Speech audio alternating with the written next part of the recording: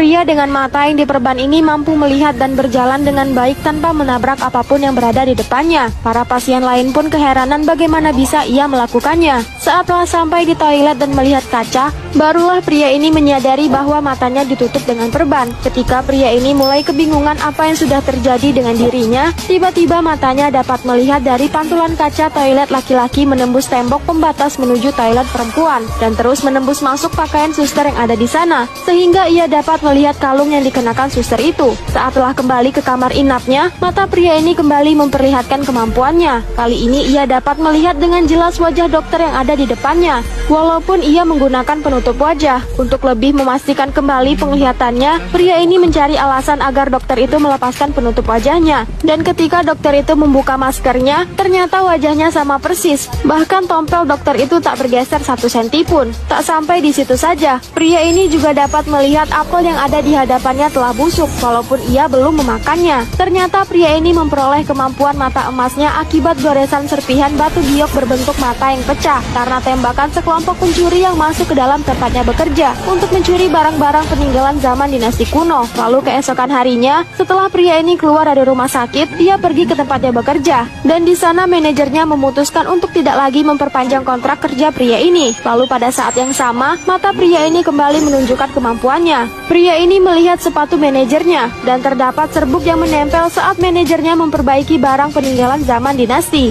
Ternyata mata pria ini tak hanya dapat menembus masuk dan melihat isi suatu barang, tapi juga dapat melihat kilas balik apa yang sudah terjadi di masa lalu. Setelah pria ini memperoleh kemampuan mata emasnya, banyak hal baru yang belum pernah ia lihat sebelumnya. Ketika manajernya ingin memberikan cindera mata kepadanya, pria ini melihat kilas balik dari proses pembuatan barang peninggalan zaman dinasti kuno itu. Dan lagi pula barang antik itu sudah lama menjadi koleksi pribadi sang manajer. Walaupun pria ini sudah menolak, manajernya tetap memberikan barang antik itu sebagai cindera mata kepada pria ini. Lalu keesokan harinya saat pria ini berkunjung ke rumah temannya, ia diperlihatkan suatu barang yang menurut temannya akan berharga ratusan ribu dolar jika dijual. Dan ketika mata pria ini mulai memfokuskan penglihatannya, ia melihat proses pembuatan barang itu. Ternyata barang tersebut adalah barang tiruan yang diproduksi secara banyak. Dan juga barang itu bukanlah peninggalan zaman dinasti. Pria ini lalu berkata, ini hanya kerajinan tangan biasa. Tapi temannya tak percaya dengan omong kosong yang dilontarkan pria ini. Temannya masih bersikeras barang itu pasti memiliki daya jual dengan harga yang bagus. Lalu mata pria ini kembali menunjukkan kemampuannya. Saat ia memejamkan mata dan memfokuskan penglihatannya, ia dapat melihat struktur terdalam suatu kerangka besi,